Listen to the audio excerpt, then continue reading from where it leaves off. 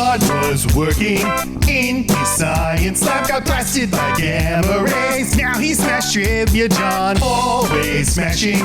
He's friends with Ruffalo, in love with Aslan, and also some arrow weaving. John's here saying, hello my gamma friends, welcome to the show, the Gamma Analysis Podcast. And hold. Smash.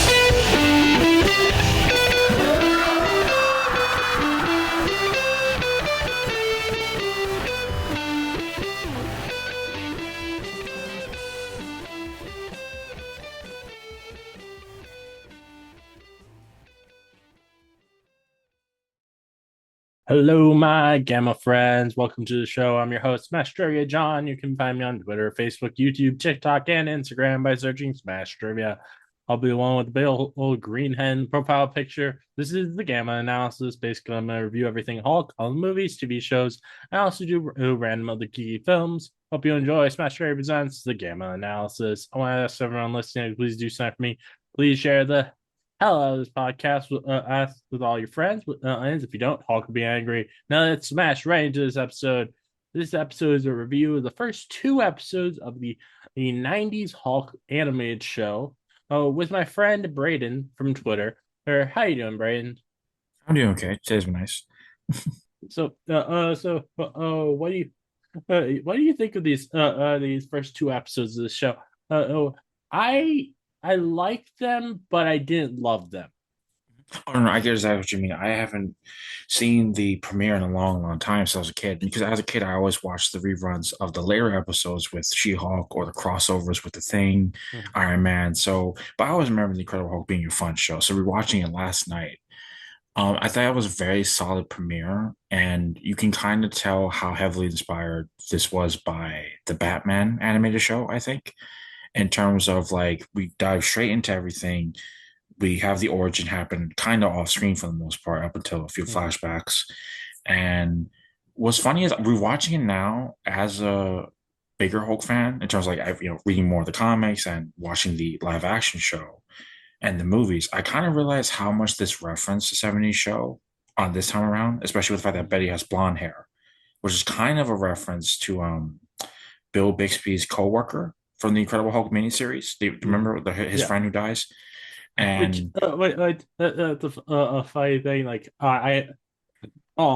in basically every like review I've done of episodes from the 70s show, me and Keith, who I do those with, almost every time we're always mentioning how every love interest he gets seems to have have blonde hair.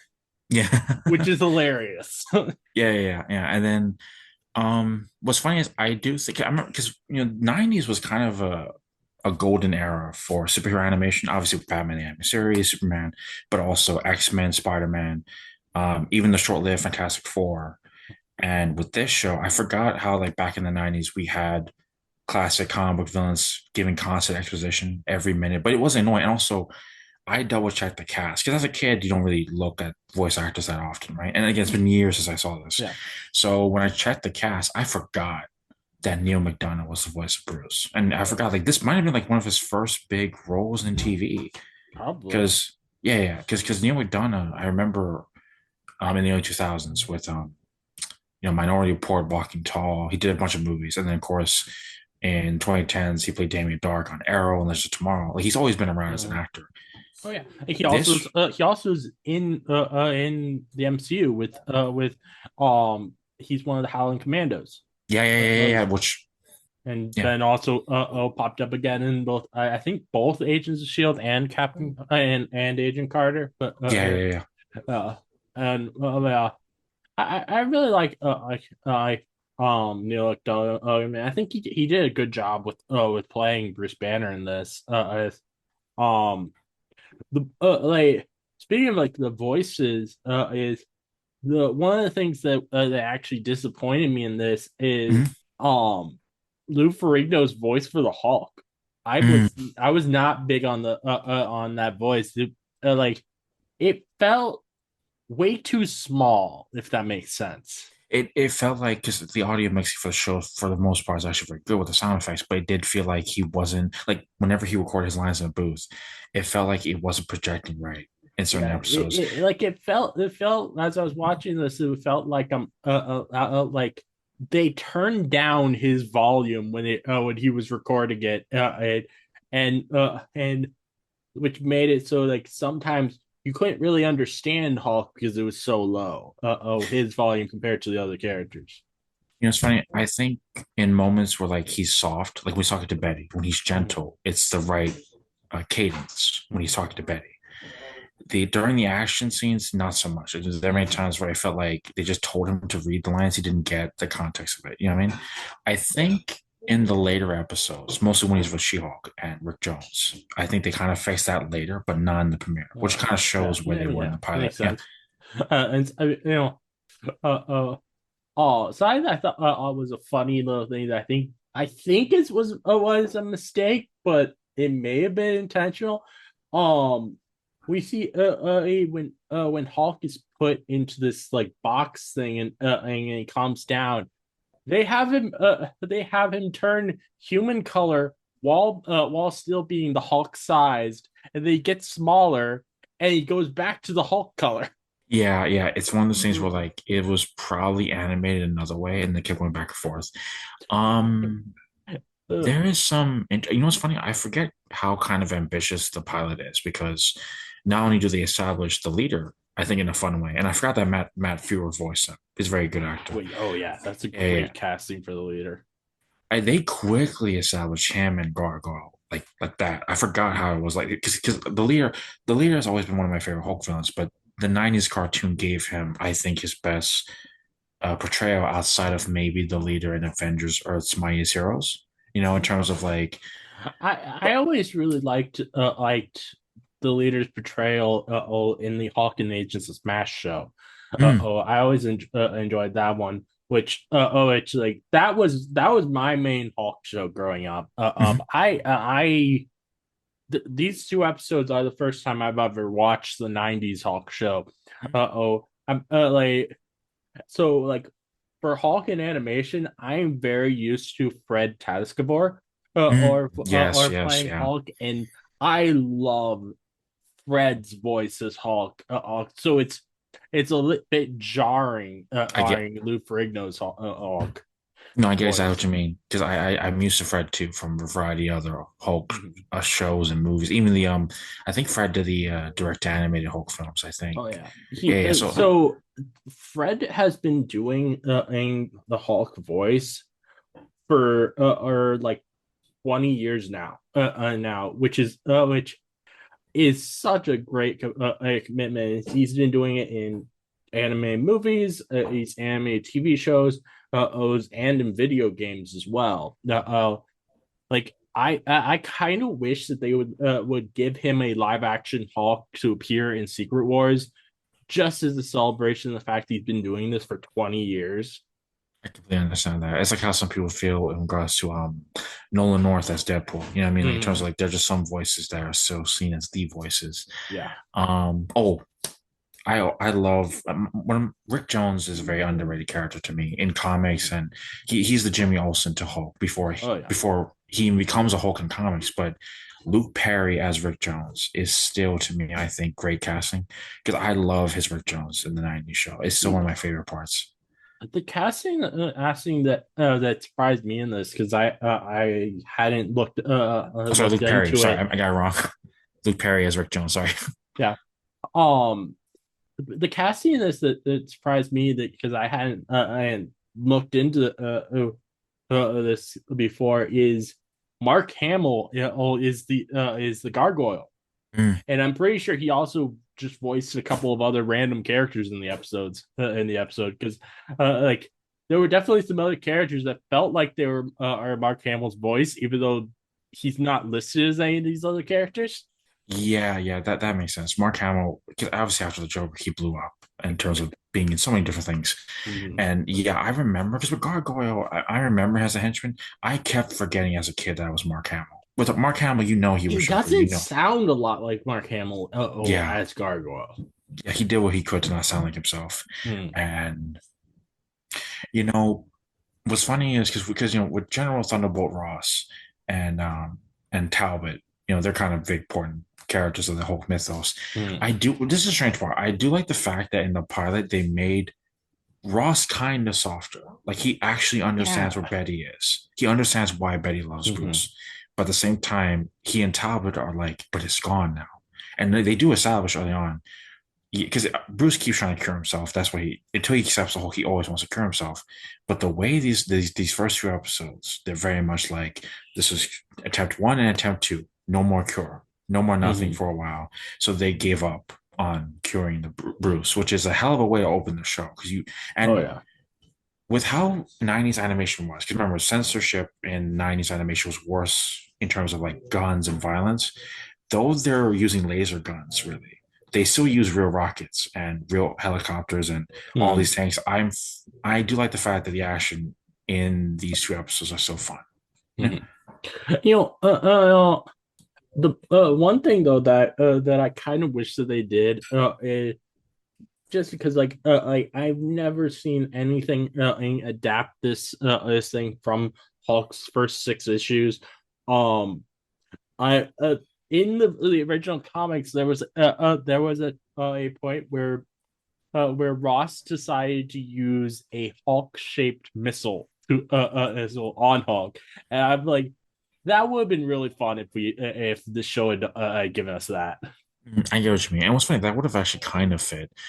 With the whole, what's funny, the tone of the show still kind of works for everyone. I think it works for kids, it works for teenagers, and it kind of works for adults Mhm. because though there is like some lightness, for the most part, this is kind of like one of the most serious Marvel animated shows of the 90s, besides maybe X-Men, I think, in Which terms of like which you this felt the stakes. is set in the same universe as the X Men show.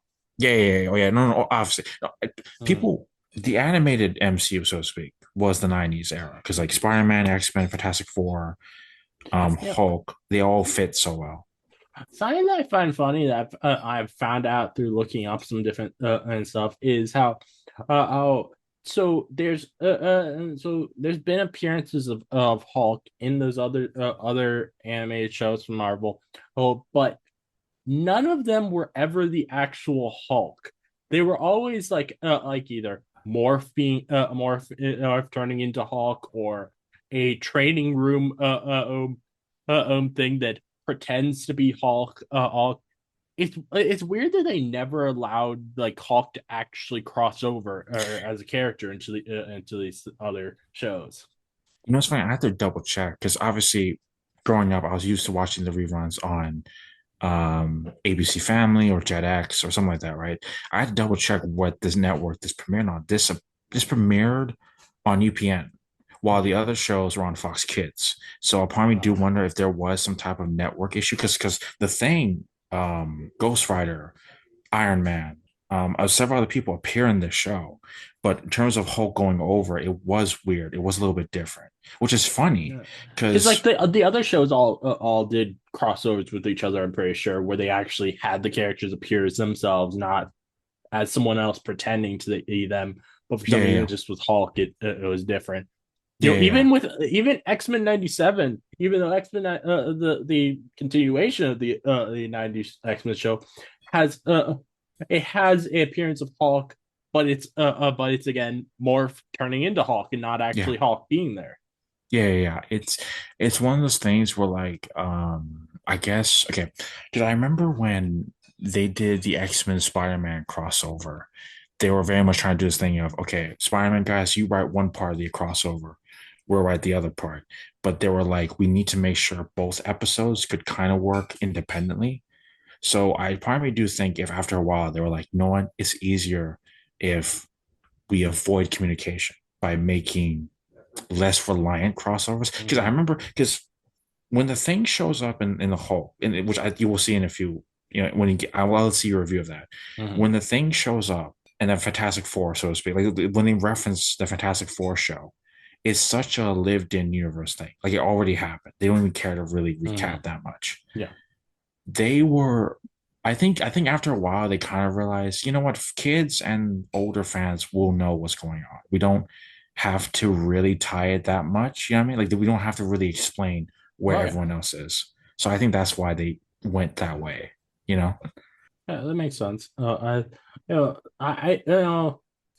thing that I was like, I found so strange in these first two episodes is how the leader's whole thing is I gotta take the Hulk's gamma power for myself, so I can be stronger. You have the Abomination there already with you. You could easily just take his gamma. Yeah, that's the thing. Why I love, it's a classic Abomination design. And if I remember correctly, I do think we get more of his backstory later, and we get the real like Abomination that can talk. In the 90s cartoon version of Abomination is kind of not a great depiction because he really is just a mind control henchman. The Mm-hmm. only explanation I could kind of come from what I remember and from rewatching this was, oh, Abomination is your screw up. He's not smart. You don't want to dump. You want to be smart in the Hulk's body. And for some reason, I guess for some reason, he just couldn't replicate that. Like it's weird. Like it's one of those things where like again, they were clearly inspired by not only the Batman animated series, but also by the X-Men series, which Yeah. constantly had Wolverine Sabretooth fights. So they were like, we need to have Hulk fight his physical match, his opposite, as soon as possible. They did not. This is a strange part. There were moments as a kid where I'm like, but Abomination can talk. He's not that stupid. He can do stuff. I'm surprised he's not doing anything. But like they really did not want to cast anyone else Mm-hmm. in this episode to voice Abomination. So it's funny to think about of a big difference between in how they did the anime shows in the 90s versus how they did them in the 80s is have you ever seen the 80s Hawk anime show at all? Oh, I did. I did. I remember watching some of that as So a kid. the first episode of that has a villain that is not a Hulk villain as the main villain. The villain of the first episode of the 80s is Hawk anime show is Doc Ock from Yeah, yeah. Spider-Man. I remember that. Yeah. Like so it's like I think was like I like that they did that because I don't think that villains should be just tied to one hero. I think they Mhm. should be able to just go back and forth between heroes. And it kind of saddens me that at least in like modern times, it feels like there's kind of this idea that you have to have your villains be the someone that fits the hero that you have. Like people like you know I definitely I have big issues with Captain America Brave New World, but I don't think that Red Hulk being the villain and or the leader being the villain is one of the bad things about it. I think that though they weren't portrayed well in the film, I like the idea that Hulk villains are being fighting Captain America. Oh no, no, no. I guess that's what you mean. I do love when they mix things up, like in the comics. Like I remember there's a period in the comics where the villains did swap. Where there's Mm-hmm. like Magneto, you go fight Spider-Man. Doctor Doom, you go after Captain America. Like they did swap, right? I mean, Yeah, like and the cartoons, what's funny is you kind of in a way we kind of got Spider-Man and his amazing friends. That kind of opened the door in terms of cartoon tradition of swapping mhm. because we had X-Men mutant Bobby. We had a new character, Firestar, who was an original character, and we had Spider-Man, all being college roommates, so to speak. They were dealing with a weird bunch of people, and Mhm. they weren't typical Spider-Man villains. It was just a bunch of random people. Uh, That's what kind of opened the door. uh, And I do how think the about toy your companies so that helped with some of that. one particular or like time where villains swapped off characters. This is something that was in the comics that I love is the love that this is a thing is there's a Hulk issue from the 80s. There's a Christmas issue where he faces the Rhino Mm, from Spider-Man, yeah, and yeah, the yeah. I remember Rhino that. wears a Santa suit. Yeah, yeah, I remember that. It's iconic. Because the Rhino, I mean, there's also another thing what I love about a crossover comics, but even like crossover episodes in superhero TV is when they realize, okay, we kind of have the same like physical foil. You know what I mean? Like the Rhino is a Hulk level threat. So that made sense, and then also like it's something I'm excited for Spider-Man Brand New Day. Not only we're gonna see Spider-Man fight the Hulk, which is something that did kind of happen in the comics, but we're seeing rumored it's rumored that the hand's gonna be in that film. So Spider-Man fighting hand ninjas, which is a thing from the comics, that's one thing. But like with the MCU, with how crazy the MCU is, because I love the fact the MCU is not normal. The world of the MCU is not normal. I do wish we had more movies and shows where they did swap so many different things. Yeah.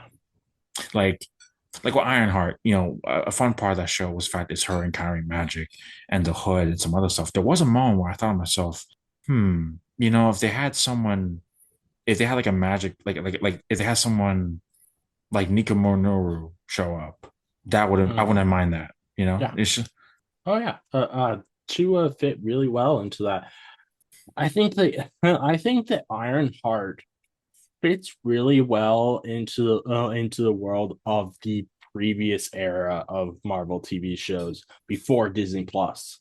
I know I know exactly what you mean because a lot of these shows, like okay, there are certain Disney Plus shows that I do like a lot. There are moments where I'm like, this feels like something from the previous era Mhm, a little bit. It just in terms of like, okay, even though I have issues with ABC television and mhm, the Marvel era of ABC television, even though I love Agents of Shield, I even like Agent Carter. I while the Inhumans miniseries is not great, I do like some of the costuming and some of the ideas, mhm, even though I do think it was mismatched. There are moments where I'm like, you guys did make consistent projects that didn't rely on someone coming in. That didn't rely on a cameo. You know what I mean? Like mhm, they had to make shows that couldn't directly infect certain movies and stuff. With which is funny because now with the MCU, Kevin Feige when he was starring Loki, even with He Who Remains and the whole Kang mythology, they were very much like because on the red carpet for Spider-Man No Way Home, somebody asked him how is the multiverse real now? And he was like, Sylvie killing He Who Remains activated the multiverse again. It brought it back to life. It wasn't for this TV finale of this Disney Plus show, the multiverse movies wouldn't be happening. And I'm like, that's a bold gamble because not everyone saw that show. I mean, like people love that show, people mhm, saw that show, but I'm sure there are Spider-Man fans who didn't watch that show at the time, so they wouldn't get the connection to Sylvie, like mhm. and all that.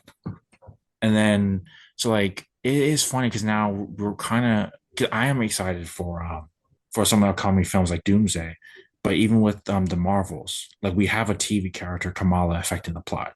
We have Mhm. TV affecting the Yeah. films, which is something I do want to see more of because I hate how some fans they don't want to acknowledge the shows Mhm. because they're so used to the MCU It's only being about movies because it's all about movies till Endgame. yeah. I feel like these people who are like that think that Marvel should just be events, and I'm Mm. just like, no, no, it really shouldn't. It should be just a world that we're getting to see, Yeah, I know exactly what you and mean. and having it feel like a world we're getting to see instead of just these big events is what makes it feel lived in. Yeah. It's fun. It's one of the reasons why, like, okay, with certain universes, certain franchises, you do need movies that are down to earth now and then, and Mhm, you do need side films like with Star Wars. I like the fact that we're gonna get some movies again. The Mandalorian and Grogu films. We're gonna start that up again. But some people need to really understand. The Mandalorian show has been fun. It's been cool. This is the first real time we're gonna have a movie about characters that are not directly tied to the Skywalker saga.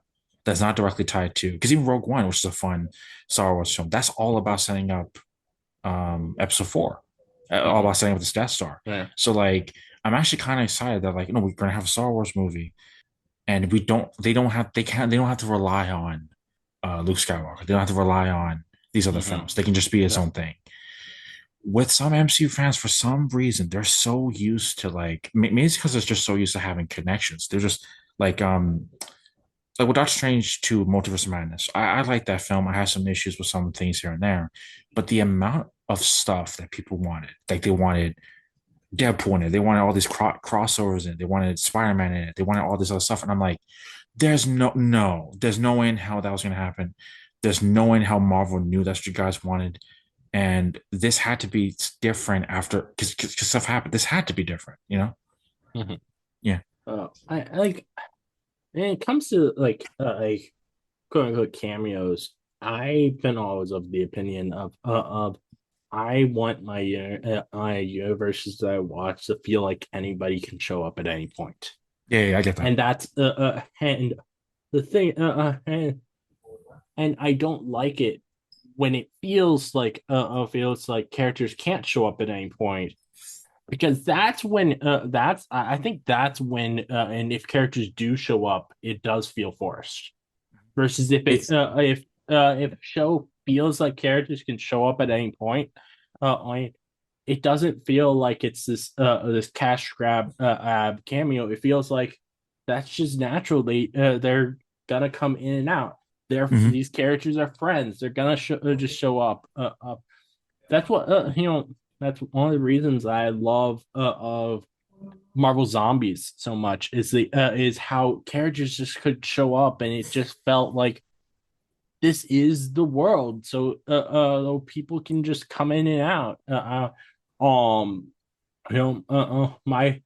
My favorite episode of What If is the episode where um Darcy and Howard the Duck have a child and there's just characters coming at them from everywhere. It, it's it's weird because those are only glimpses into other universes, but they somehow feel even more connected than the actual live action MCU sometimes feels. No, I know exactly why. And this is okay. On some level, I applaud Kevin Feige for taking this risk, there's a moment where I'm like, I wouldn't have done that. Like, okay, Kevin Feige, he wanted to give MCU actors the freedom to renegotiate the contract after a certain number of years. After Endgame, he told them every 2 years, every 2 to 3, 4 years, we'll renegotiate for your next appearance. So he wanted to give actors breaks to do other roles because he didn't want them to resent being in the MCU. He didn't want them to feel like it was a chore. But the problem is now it did leave gaps, bigger gaps for when certain actors are in certain things. Like, for example, I do think Elizabeth Olsen is coming back as Wanda for some stuff in Avengers. But there's a reason why some Elizabeth Wanda fans became fucking rabid because her last appearance live action was in 2022 with Doctor Strange.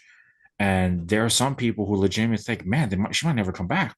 Like, whatever. And then that's one thing. And then we get some other stuff where it'd be like, because Kate Bishop, she's on the way back. Haley Steinfeld's character. Hawkeye was a long time ago. We have all these breaks that aren't bad, but the way pop culture moves and the way fandom moves, they kind of develop like short-term memory loss. You know what I mean? Yeah, we've seen it happen in the MCU fandom where there's so many people legitimately think that Marvel forgot stuff, which is not true, or they think certain people aren't coming back, which is insane. Like it really does bother me. Like, you guys really think these people aren't coming back? Like, and in animation, a I positive think like that there's like a bit of a nuance with that of like some people them saying these characters are not coming back is based on nothing for but then there are other times where they're whenever I'm like worried a character's not gonna come back it's because they are one of Marvel's more diverse characters and I feel like the current era of Marvel the current era of Hollywood and the world in general feels like they're kind of pushing back against some of those ideas, and I hate that. no, no, no, I I think understand. that saying so I think like I'm just saying like I think that there's some people who are doing it who are absolutely insane, but then there are others like who they do have reason to be worried. Oh, no, no, no, I get that. My only issue is this is my personal thing from what I can see on Twitter. Like, for example, Mm. before we got the news that John Barenthal's Punisher and that Kristen Ritter's Jessica Jones were coming back. For a good 2 to 3 years, everyone assumed they'd never be used. Or like some people will say, "Oh, Marvel is like they're cowards. They'll never use Punisher. They're gonna leave him behind forever." And then there are some people who are like, they'll never make those shows canon. And then they had to try a show that was canon, right? That was just from that side of the Marvel universe, just the Mm-hmm. Netflix side. Then with when we got some of the announcements for Doomsday, whether it be Anthony Mackie coming back as Sam, or even now, it's kind of been it's Sam Simalu pretty much said he teased, "Oh yeah, I'm in Secret Wars. I'm not gonna die in Doomsday." He kind of teased, "I'm in the next film." Well, Whatever. I Right, mean, right. I don't think anybody really expected Shang-Chi to die after his second appearance. Oh no, That no, would true, be true, true. insane. No. But there are some people who are like, "Yo, man, Marvel did Shang-Chi dirty. They abandoned him. They gave his director Spider-Man instead of Shang-Chi." Like there are so many people who say I'm certain pretty sure things. the Tess and Daniel credits still signed on for Shang-Chi too. No, exactly. Again, but there's some people, I get it. Their patience is adding into the real life concern. So I get that. Mhm. It's just my thing is right now the MCU is at a point where there's just so many characters and there are also so many actors. There's so many actor contracts. I do think hopefully by Secret And Wars they can hammer home one big a lot of problem people, that Marvel made is they stopped doing multi-project deals with actors. which I think they're gonna fix. I think they have to fix it, especially when I Like, hear the guy who directed Thunderbolts, Jake, I forget his last name, but Jake something. He's gonna do X-Men, the X-Men reboot. And I remember when he talked about the casting for that, he said, "No, we're going after unknown actors, not famous A-list actors, and we're gonna try to get them for 10 years of work because it's X-Men." So when I heard that, I'm like, okay, that makes sense. There's all kinds of rumors of setup for the mhm. mutant saga for the next 10 years because Kevin Feige, despite certain issues people have, some issues even I have with him, even though I respect him, he keeps insisting, "Oh, don't worry, the next 10 years we got a plan." But of course a lot of people are like, where, like obviously we know it's going to Mhm. Doomsday and Secret Wars, but a lot of people say, where's the plan? And they like, we can't tell you yet. I'm like, well, show us something. Like, Mhm. I think that if anything, any kind of setup for the future, we shouldn't really expect to see it until after Secret Wars. oh no, for sure. But even then, there are some comments that Kevin Feige made a while ago that people forgot that I remember. Like he said a while ago, Kamala being a mutant and Namor being a mutant in the MCU or 616 Sacred Timeline. They're like, these two will be incredibly important for X-Men and the mutant saga. But obviously, until we get that, people are hesitant on believing it, which I get. Mhm. Um, so yeah, it's gonna be interesting. But Oh, with because I have a question. When mhm. watching these two episodes for the Incredible Hulk anime show, were you shocked they kind of put the origin in flashback mode, so to speak? Um, I don't. I was. I found I was a little surprised that Hmm. they didn't just go for or just starting it on the origin, Hmm. but also at the same time I am like there's not been very many Hulk projects that actually were willing to show these original origin as like a full Yeah. thing. So it doesn't surprise me too much. I don't know why Marvel seems to like want to shy away from his original origin, Mhm.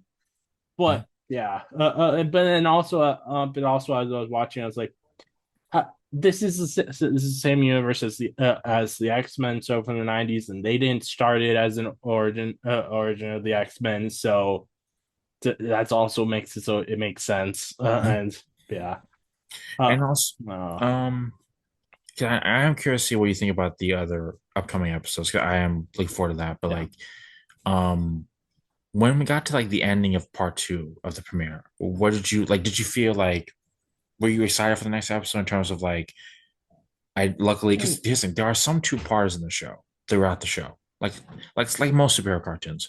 But there were, I think, this Incredible Hulk did its best when it did one-off, self-contained episodes. You know what I mean? So Mhm. I am excited to see what you'll think I of think the next few it's something ones. where I'm like, I wasn't like I definitely want to continue with watching the show and reviewing it, but it's not like something where I'm like where I was just like super or obsessed at the end of it.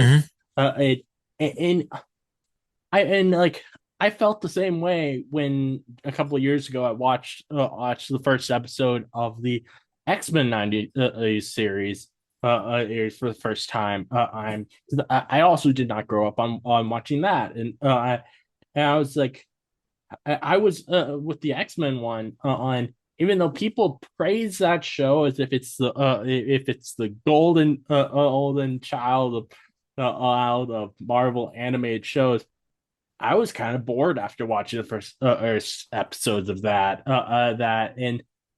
and I with this I wasn't as bored, but I wasn't like super excited. I like I don't know why what it is, but like I seem to find a lot more enjoyment out of like the cartoons that have come uh, uh, um 2000s and further than like the stuff that came out in the 90s. Or I kind of understand where you're coming from. I think when it comes to Hulk, Spider-Man, or even X-Men from the 90s, their best moments, their best arcs came from later, like later, like season Mhm. two or season, even like because with the X-Men premiere, which I think is a two-parter if I remember Mhm. correctly, which I still kind of like. It that was mostly Mhm. like a TV movie in terms of the pacing. They were very like this. These two episodes, why I do like it, it does have that problem of like we gotta slow down for certain things because we're throwing in so much Mhm. information, which is again is a gamble because they put in Ross, Leader, Betty, Bruce, Rick Jones, all these other people, and then they have to go, and then now in the next episode it's going to be Hulk by himself, but Mhm. though Rick's going to follow, Betty's going to follow, these people are going to follow. Um, I think you will enjoy the episodes later if you do keep watching the show. The Oh episodes yeah, later where it's very like it's about Bruce and She-Hulk hanging out, or it's about Mhm. it's about Yeah. Bruce and Rick Jones by themselves somewhere. I think because this show had its biggest strength, I think, when they do him on the run. I think the Mhm. problem with the premiere, other than the fact they keep locking up Bruce, you know, what I mean, they keep containing him to one location, is with the exception of Betty and Rick, Bruce isn't going to talk that much to Mhm. be open up to anyone really, Yeah. because he's too busy explaining the plot. Mhm. He's I think as well, like I think there was like more seriousness in like the cartoons from the 90s is and I definitely like things that are more or fun and I Mhm. like which is probably obvious from the fact that my Hulk cartoon growing up was Hulk and the Agents of Smash, which is a lot more of a goofy show. Oh, I this so I think that I definitely will enjoy it more once we get to the episodes with She-Hulk Hulk and Hulk together. Or even though I'm not like super thrilled after watching these first two episodes, I still really would like this show to get a continuation just like X-Men did because like even though as I said I wasn't a big fan of watching the first two episodes of the 90s X-Men show, I really enjoyed X-Men 97. I get what you mean. It's one of those things where like 90s animation was very different because there was a lot of I think a lot more editing, so to speak, because they had to go through so like we so cartoons have to deal with censorship now, obviously, but back then there was more like filtering and more like uh fifth drafts, sixth drafts, seventh drafts, it just to settle on certain things, and then because in the X-Men pilot had to go through a number of reanimation because there was actually a different pilot beforehand, so they had to change up a lot again for that two-parter. So with the Incredible Hulk show, I would love for a continuation, or at the very least, Neil McDonough coming back to play Bruce again in the X-Men '97 cameo. I wouldn't mind that. Yeah, that would be fun. Well, I would really like to is doing a continuation of like what second season was, which is Hulk and She-Hulk together. Mhm. Or I think a whole TV show that's just about them together as cousins would be a lot of Mhm. fun. Yeah, I agree. And I think the and it kind of saddens me that we haven't had an animated Hulk show since Hulk and the Agents of Smash ended. Mhm. Uh, And it, so yeah. I really would like a continuation of this, or even a continuation of Hulk and the Agents of Smash, Ash, because like that show, I feel like it didn't end where it was meant to end. I think that Mhm. Disney XD he canceled it.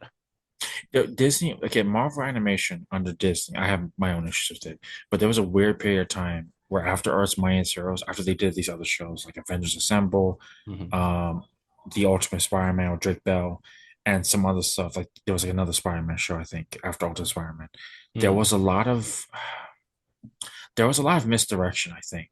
Mhm. And with Agents of Smash, I remember liking some stuff. I know that some fans had some issues, but I remember liking what they did with Red Hulk in that, and Mhm. some of the other fights in it.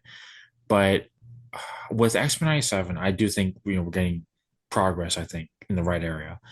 Mhm. I know some people want Spider-Man 98 to be a thing, which could happen. We don't know. Friendly Neighborhood I Spider-Man. mean, I I actually don't kind of see like. it X-Men 98 eight since it's just gonna be season 2 of X-Men 97. Oh no, no, yeah, yeah, yeah. They can't keep changing the year Since they every season. No, since but we do know that X-Men 97 season 2 is coming, I think, this year, I'm pretty sure. So yeah, yeah. I'm excited. that's not something to worry about. But yeah. Yeah, I really hope though that X-Men 97, like the success of that leads Marvel to do more continuations of other Marvel shows. yeah, yeah. I get what you mean. I agree, and it is funny. Because what's funny is like the Incredible Hulk TV show, this anime show. I think it does because it kind of does have its fun legacy. I think, mostly for Rick Jones, the Ghost Mhm. Rider episode, and some other stuff they do. Um, I do think there's a blueprint here. Like if there was to do a revival, you could tackle like if okay, if you did have a sequel to the show, you would need Amadeus show. You would need Rick becoming a bomb. You need to do certain things and pay it off. And I could see like characters like that like having like guest appearances Mhm. is, but like I probably wouldn't make them also be stars of the show.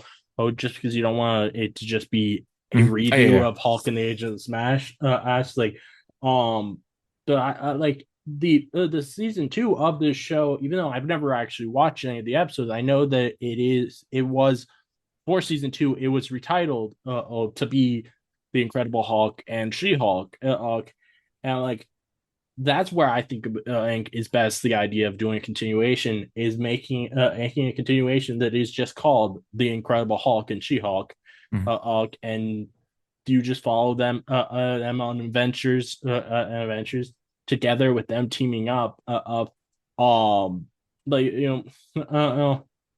I know a lot of people disagree with me on this because they think that the Daredevil episode is the best episode of the She-Hulk show. But to me, my favorite thing in the She-Hulk show was that first episode with She-Hulk and Hulk all teaming up together. They are just, I love their dynamic so much.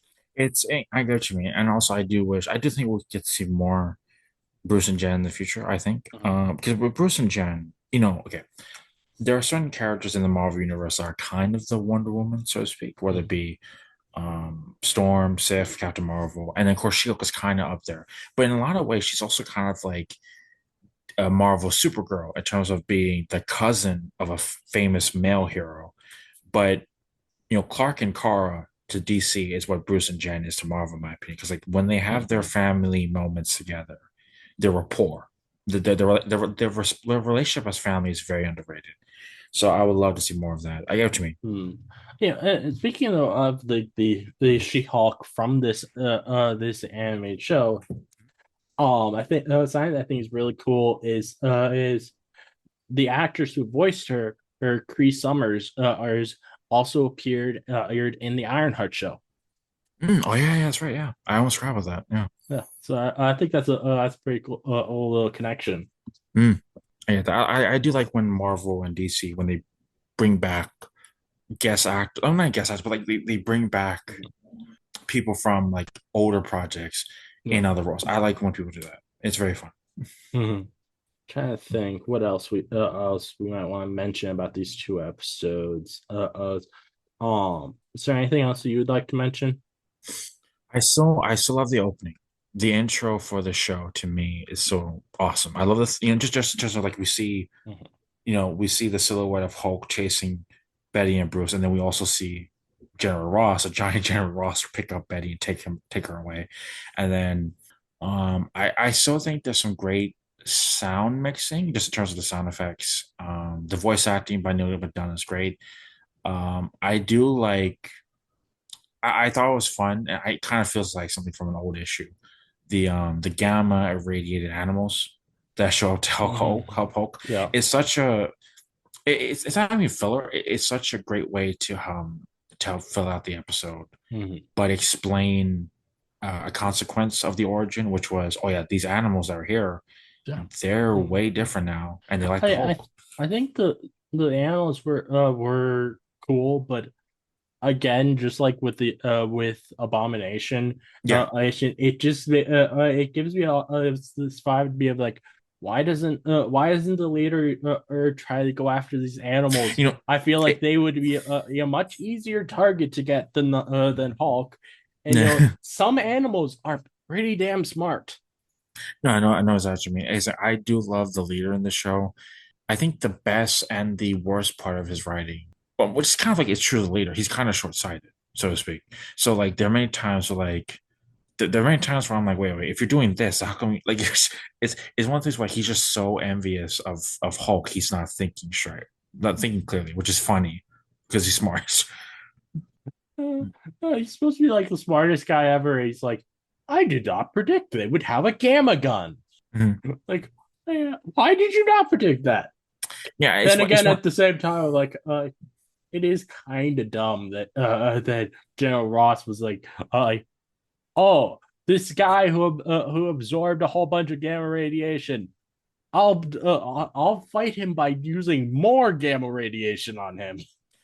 You know what's funny? It because what's funny is I do think because you can tell the writers like the comics, like the old stuff. They tried to aim for like a 1960s B action movie feel. And I think they really get that right Hmm. with General Ross because he's so like again, he's such a military man. He's so distracted. And he's more focused on protecting Betty. He's not even fucking thinking about the fact that like even like when he's shooting Hulk with the laser, I'm like, you can't tell that it ain't working. You can't- Uh, oh man. Another actor that's in this that also went on to play another Marvel character is the leader's voice actor or Frower or he played the villain in the Generation Yeah, X that's right. That's right. pilot thing. Yeah, I remember that. I remember that. Which I think though there's some weird stuff in it, I thought was actually like a really fun thing. I kind of wish like ended up going to series and not just being this pilot film. With Generation X, it's one of those things where like in hindsight, you guys almost got something fun. The problem was they were using the wrong characters. Like Mhm. that one character, she looks like Jubilee. She supposedly looks like Jubilee. I'm like, that ain't fucking Jubilee. No, you needed someone else. And those like I think it would have been fun later on. And even like some stuff that was weird with some people. I'm like, this is someone else's power. You gave them someone else's power. I don't know what you're doing. Like, but for the most part, Matt Fury is one of those actors where whenever I see him something, whether it be like Supernatural, he's in season one of the Librarians, he's in a bunch of sci-fi, fantasy, and action. He he's reminds me. This might be weird. He reminds me of like Tim Curry. I think you know what I mean. In terms of like he's one of those actors. Whenever he shows up, Seriously. he knows the tone. That makes sense. And the actor that Matt Burr always reminded me of is Jim Carrey. Like Mm, I think he an older Jim has a Carrey. Yeah, very similar or sort of feel Jim Carrey with his roles. yeah. I get that. I get that.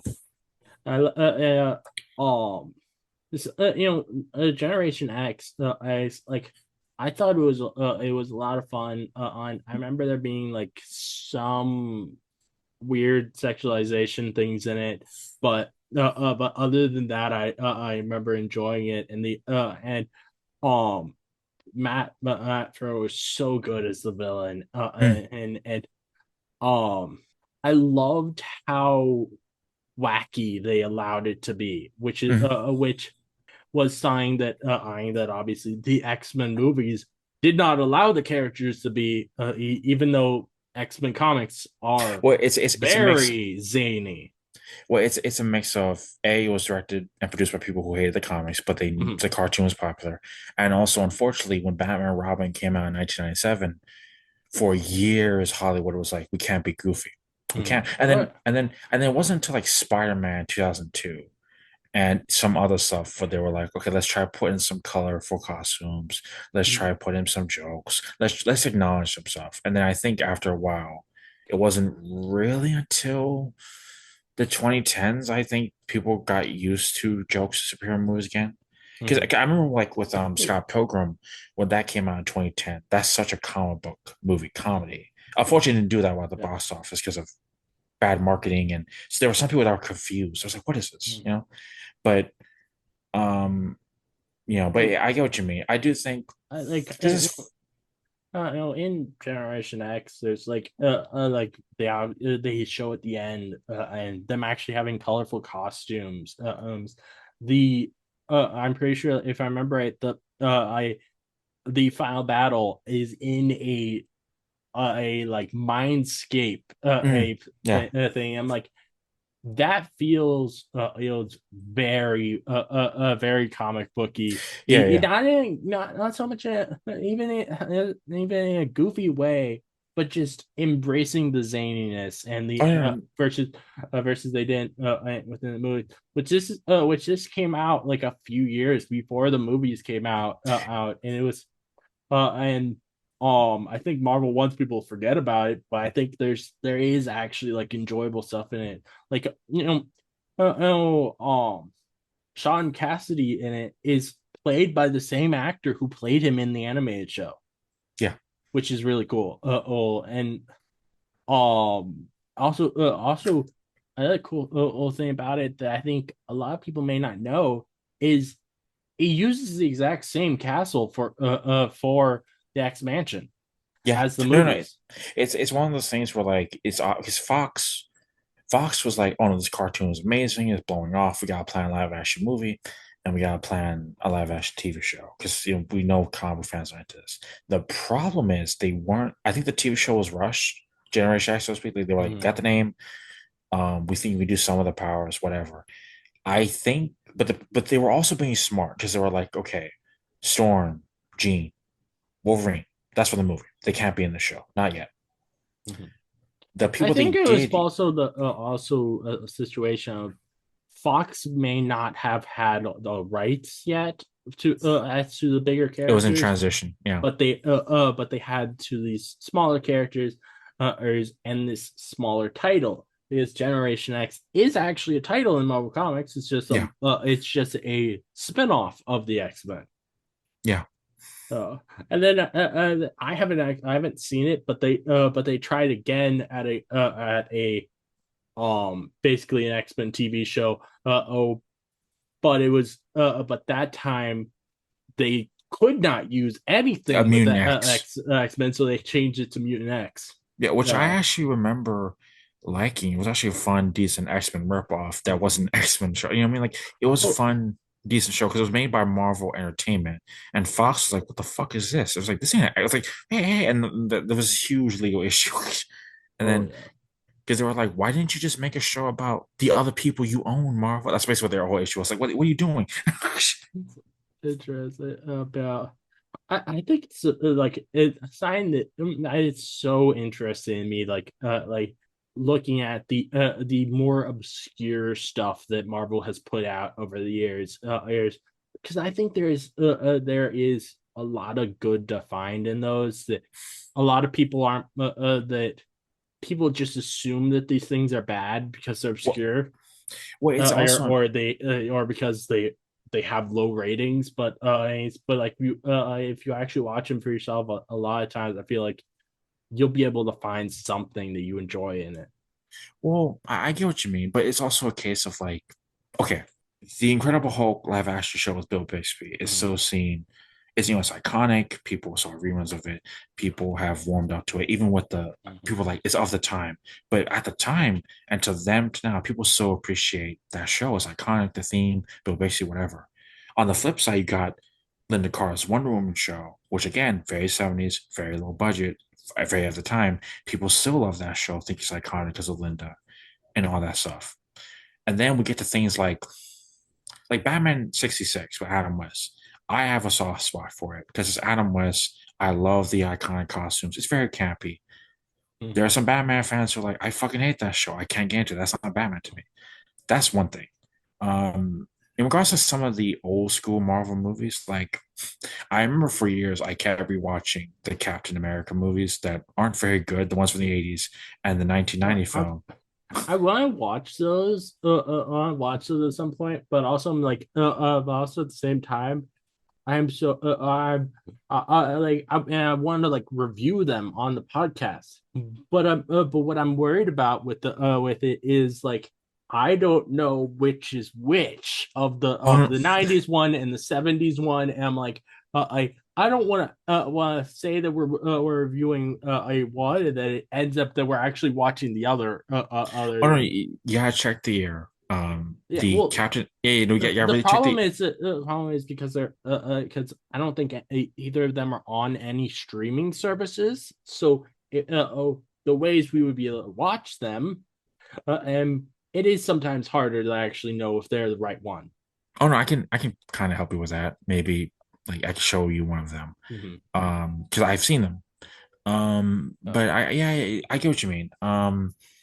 And then we get to like some other anomalies, like with the Dolph Lundgren Punisher film from the Mm-hmm. 80s. There are people who are like, oh man, I like Dolph. I think he was a good friend. This film was weird because you can tell they own the character Punisher, but these producers didn't have much anything else, so he doesn't really wear the skull. Like that's one thing. And then the Hasselhoff Nick Fury, which I don't even hate. I knew it had issues, I was but like I didn't hate that. but I I felt like mainly just found it boring. oh no, no, To no, be that honest. that's another issue I think with a lot of superhero live action superhero television from the 70s to 90s. If like with the Incredible Hulk show, there's a lot of rewatchability, and the only thing you have to accept is there's no CGI. They can only make a green guy, Lou Ferrigno, paint him green as some pants, and have him jump around or edit him around and Mhm. make it look like he's super strong. He was affordable. Like he was arguably the most affordable superhero for the longest time. Because even back in then, because look Superman. He didn't have his TV show for some time Mhm. until the 90s and then 2000s because effects were starting to get good again at the time for what he could do with Superman's powers, you know? And then like even with the Flash, like the Flash is one of those characters. He couldn't have his own show. I mean, he had one 1990 with John Wesley Shipp, was short lived, kind of fun, Mhm. but they had to speed the camera to make him look like he was running around. You know, Yeah. he it's like it was one of the things where Hollywood and I think these people they were picking the wrong characters to adapt because they just didn't have the technology for it. They just didn't have the means. And with Nick Fury, Mhm. that show, it was one of those things where like, again, David Hasselhoff, he's a famous TV actor, 80s icon. We're trying to give him something, and we gotta give him this white agent that he can play, and we don't know what to do with him. But let's just write something.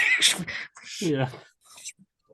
Oh, you know, no, another like obscure superhero thing, not Marvel, but this was DC that I watched that I ended up enjoying was the Justice League of America I've seen from that. the 90s, which also was supposed to be a TV show.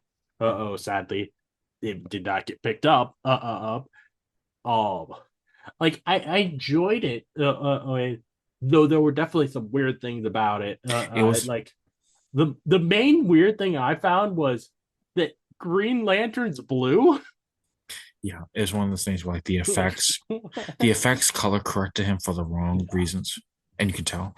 And then Mhm. with that show, I think it would have gone better if because there's a lot of weird characterizations that bothered me, Mhm. even though it's some good casting. And there's that documentary thing that kept throwing me off. remember it kept cutting to it kept cutting to them in the future, recording everything for someone, and I'm like, okay, so I guess everyone knows who you are or Mhm. not. And then um, there was a lot of weird cutting around, but I think what kept throwing everyone off was like, this is the Justice League because like they're so used to Batman, Superman, Mhm. Wonder Woman. Yeah. They if they use a different I name think, and yeah, maybe if things would have they had gone used over. a different name, probably could have gone on over better. Like, what the big thing that I loved about most was I thought it was so fun this idea that they all live together and it's this and it's um kind of like this sitcom comedy thing, but it's about the Justice League, or about a superhero team. Like that just sounded like a like really fun, and I enjoyed that aspect of it a lot. Um, just because it feels so different from any other superhero thing. Yeah, I guess you mean. I still kind of want that to come back, just in terms Uh, of having a. just like it allowed them to be people and like them living their lives, and which is something that a lot of times superhero things don't really let you see. Oh no, no, I get that. I get that. I think it could be done now. I don't think it could have been done back then Mm, because, like, it was funny. Is I don't even hate that cast. mm. I think they could have let it show. There were some weirdness in terms of like, okay, you got Martian Manhunter, who's one of the most important DC characters ever, and he's just in the layer. He's Yeah, not really a lead. He's off to the side, and Martian Manhunter is sign where I'm like, it sucks that Oxley's he's stuck in the lair the whole time. I'm really for the most part stuck in the lair, but at the same time, I loved the look for Martian Manhunter in it. He Mhm. looked great, and his actor did a good job at playing him. Yeah, I get what you mean. I think, you know, because like I when it comes to superhero films and shows, whether it be the hated ones, the low budget ones, the ones that didn't stick the landing. I see it all as progress. It's a step in the right direction because it does help future projects, whether some people take the right or wrong lessons, that's one thing. But Mm. um, I do think one day, maybe hopefully, maybe we can get more team superhero shows again. I think we can get that Yeah. again. Even like in the MCU with the champions or the Young Oh yeah. Avengers, whatever they're gonna call them, they're gonna get a show. They're gonna get a show. Yeah, I It's think probably gonna it's gotta be a show that they it's do probably for them, and it's I think like even though it doesn't make complete sense them being called the Avengers at this point because the actors growing, but I think they'll still call them Young Avengers. I don't think they'll do Champions because just because the name Avengers will bring a lot of money. oh no, I get that. I think the only reason why they would use champions is only because there are so many Avengers teams in the comics. The MCU has been very like Avengers is a movie thing only. That's why I keep seeing them like they're gonna give them a different name, like I champions.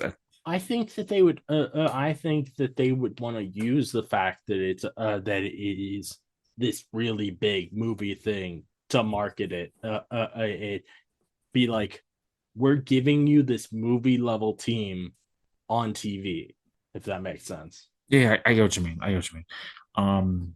But I do hope we get more team shows in general. I do miss them. I do miss Oh yeah, superhero team shows. Even with the Arrowverse, though I have some of my issues, I really did wish after a while that like when Crisis and Infinite was rolling around, if they gave the shows individual series finales, and then when Crisis was oh over, they yeah. announced soon returning in the Hall of Justice, and you just had everyone I think together.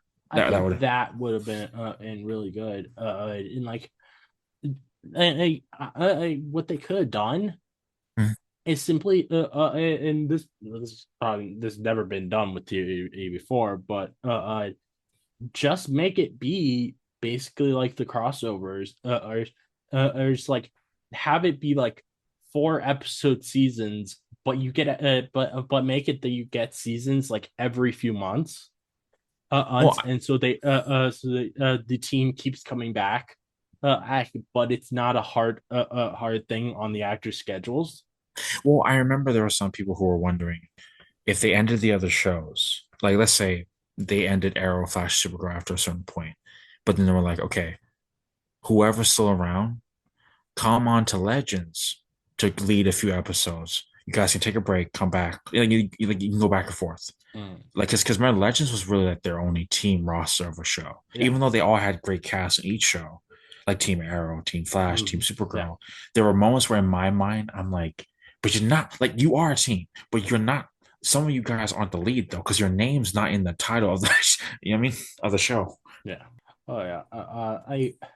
I feel like Legends was like I loved Legends, but it did start to feel like they were pushing Legends to the wayside as the seasons went on.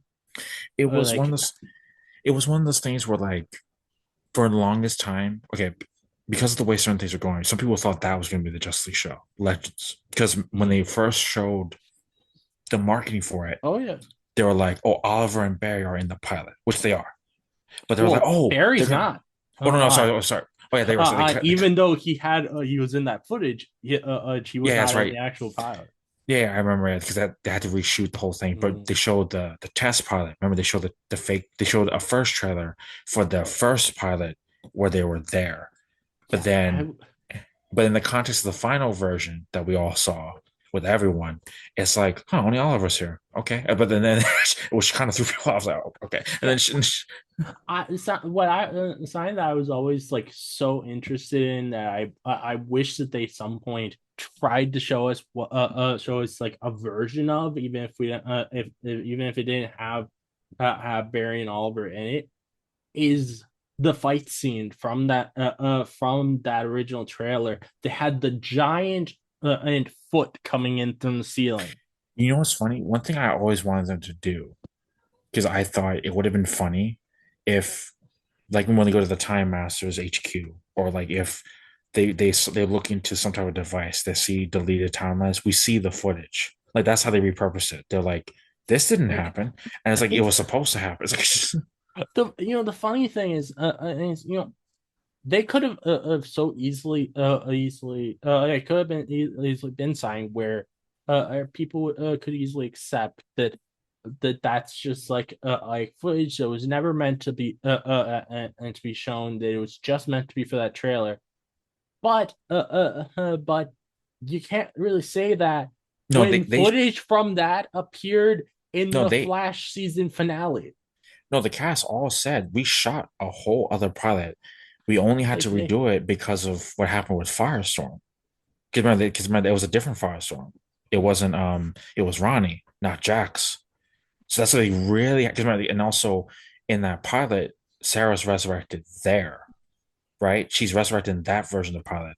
While in the actual shows we got, she's resurrected in Arrow season 4. So it's one of those things where a lot of people are like, it was so you guys really jumped the gun on some stuff, because like you guys clearly showed another version where it started off like this, not like and this. Like, you showed that as something that was in canon yeah. because it appeared in the Flash season 1 finale, Mhm. as he's traveling through the Speed Force. Yeah. It was one of those things where, like, again, there were some people who were wondering, like, oh shit, maybe this was supposed to come out sooner, but then they had to wait for the renewal. That's why they had to really reshoot everything. It's something that I always wanted to see the Arrowverse do, that I really wish they had, was like a crossover thing where it was less the characters all appearing together and more the characters swap cities Mm, for episodes, like, and then same. they fight and then like have like the Flash fighting Arrow's villains while all Green Arrow fights the Flash's villains, and have Supergirl with Legend traveling through time with the I'm on the Wave Rider while the all the Legends deal with something in National City. Yeah. I think something like that could have been so cool. But they never or did something like that. I mean, like that. I also like there was so little Supergirl Legends crossover, or Yeah. which I always was like, I feel like they would be so much fun together, but It, it sucks that we didn't get much of that. it's okay. I can't believe here's the thing. I love the way the Arrowverse rolled out certain things, but there was a moment where I'm like, because I love Arrow season 5. And remember, so many people, it was 5 years in the past with the flashbacks and 5 years in the present after everything. So many people, they were like, the season five finale of Arrow has to be the series finale. And it almost was until the CW renewed it for season six. Personally, I've been like, no, you end Arrow season five, whatever way you end it, right? And then you announce that Oliver will return and the Flash or Supergirl. Like you do something. Because even had some people like, even now in fan fiction, they do this thing where, because obviously remember the finale of Arrow season five, his seemingly everyone dies, right? And Oliver is stuck where he is. I remember there were some fans who were like, what if Oliver took William to Earth 38 to give him a better life that was less chaotic? Because remember, because even like Felicity's father, the calculator, if Felicity did die, some people forget he was a crazy, insane hacker. He would have revealed Oliver's identity to ruin Oliver's life if Felicity did die, if they did that choice. Mhm. If she died then, he absolutely would have went after Oliver. So that would have forced Oliver to leave, so to speak, as best as possible and give William a different life. Or even some people said, Barry was in the Speed Force in between season two and between season three and season four of The Flash during the events of Lian Yu. A lot of people said you could have opened Arrow Flash season four with Oliver helping Team Flash, just when because Barry's gone, Oh and yeah. then you could have been like, let's get Barry back, Mhm. Oh yeah. I it always saddened me when they when that they didn't that as the seasons went forward there was less and less crossovers and like at the beginning it really felt like this world lived in where people could just show up at any point and then as it went forward it became less and less that all I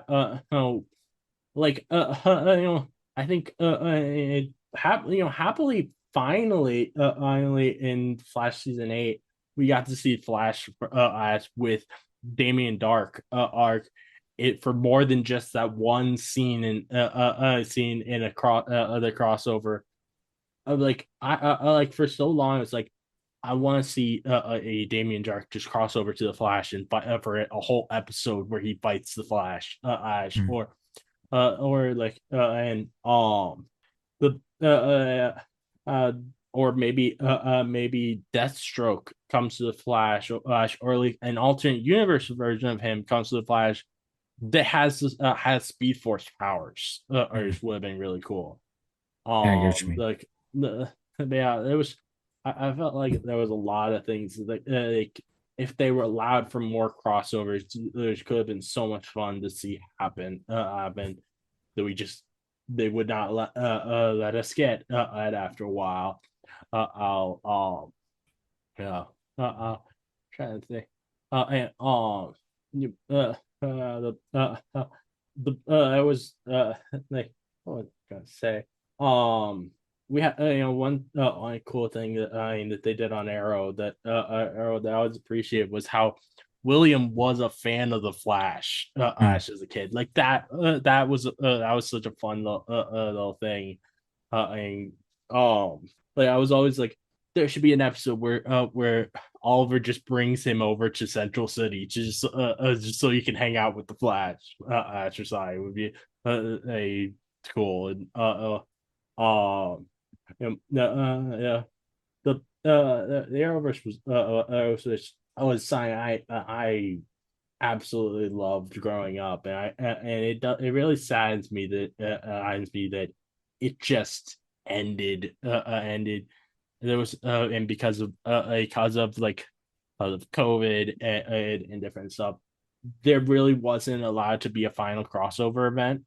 It's yeah, I get what you mean. It's one of those things where because even like but it unfortunately this is kind of like the way of course for certain things because even in one superhero universe that's not based off of comic books but based off a book was the $6 Million Man. I'm not sure if you've ever seen that.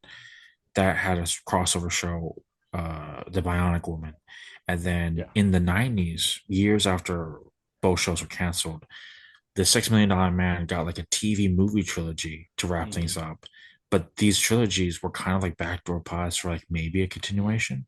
And then I remember the most interesting part that kind of shocked some people is that Sandra Bullock, before she became a big, mega famous actress, she's in the last TV movie as a bionic woman in the event that she got a show, which is funny. Mhm.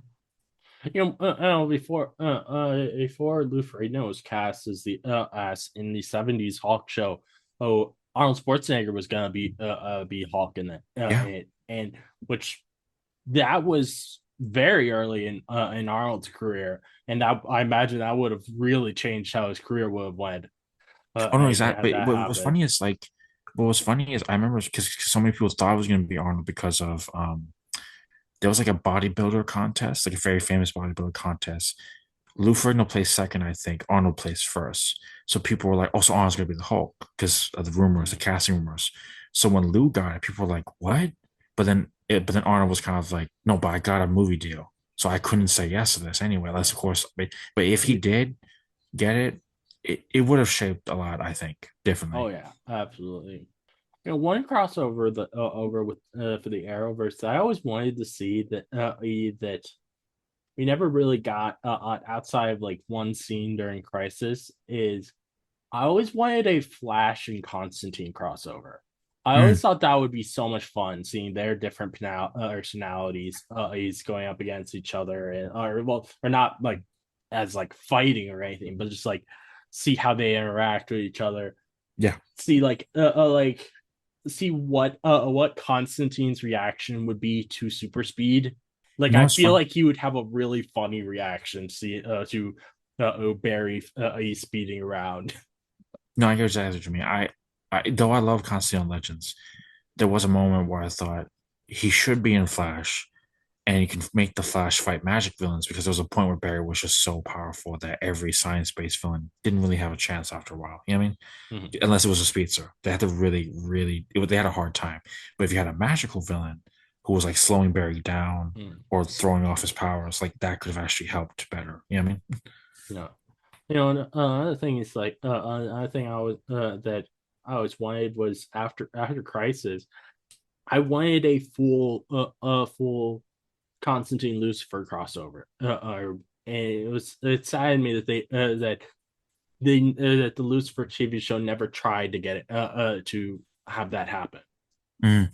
That shows a weird anomaly because it is a comic book show, Mhm. but it's not really faithful to the comic it's based off of, except for the starting point, Yeah. which is Lucifer leaves hell for Mhm. Earth. And Mark Ellis does a great job, and he made it his own Lucifer. Because Lucifer in the comics, written by a terrible person, Neil Gaiman, but unfortunately a legendary comic writer, his portrayal of Lucifer was very much like David Bowie inspired.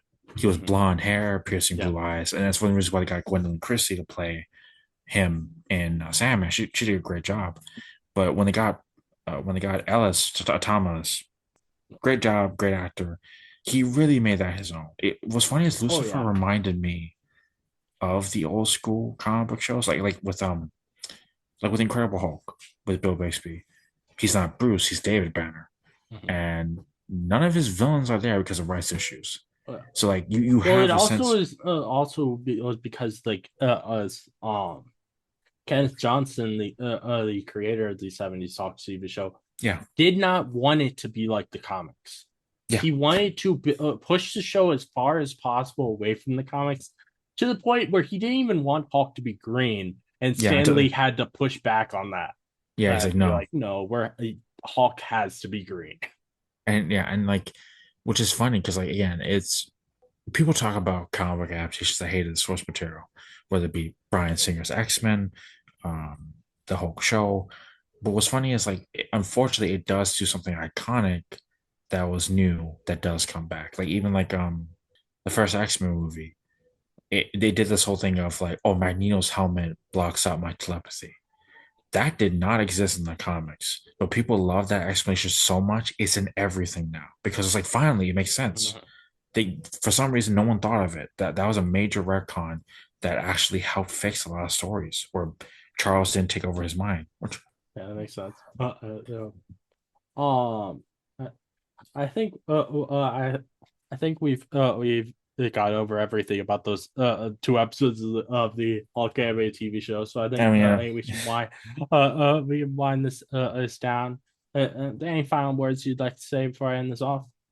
um, I think the Incredible Hulk series premiere. These two episodes are fun. If you do want to skip ahead to the other fun episodes, I think you can do that because for the most part, this show is set in a lived-in world where his origin already happened, you know, Mhm. and you don't need no details about everything. But this is still a solid premiere. I still think it's very fun, and Neil McDonough's portrayal of Bruce is very underrated. Mhm. Oh yeah, he was great as Bruce. Like the only actor that I was not a big fan of in this was Lou Ferrigno's voice as the Hulk, which kind of saddens me because like that was one of the things I was most excited for with watching this show for the first time. Is I was like it's gonna be so cool to see what he actually would do as it was the voice of Hulk Mhm. since the '70s show. Oh, as I've been watching, he does not ever talk. Yeah, yeah. One little thing that I mean that this show does I've never seen any other or Hulk show do that I thought was a fun little catchphrase is "eat green." That was fun. That was funny, and then he had some like different variations on Hulk Smash, Ash, and with like Hulk Bash and stuff like that. And I was like that was fun. Mm. Yeah, that's I think that's really everything to say for this episode. So, thank you so much for coming on, Braden. And I really appreciate it, and obviously you're welcome on again anytime in the future. I'm excited, and thank Which you. I'll be definitely asking you to come on again, and for or more of these '90s Hawk episodes Mhm. to talk about. Thank you everyone for listening. And if you like this game analysis, please give a 5-star review on our podcast or a 5-star rating on Spotify. I'd love to hear your thoughts on the episodes. Please let me know. If you'd like to listen more from me, please subscribe. Many more game analysis from me coming, so keep on the lookout. This again is your host, Smash Trivia John, signing off.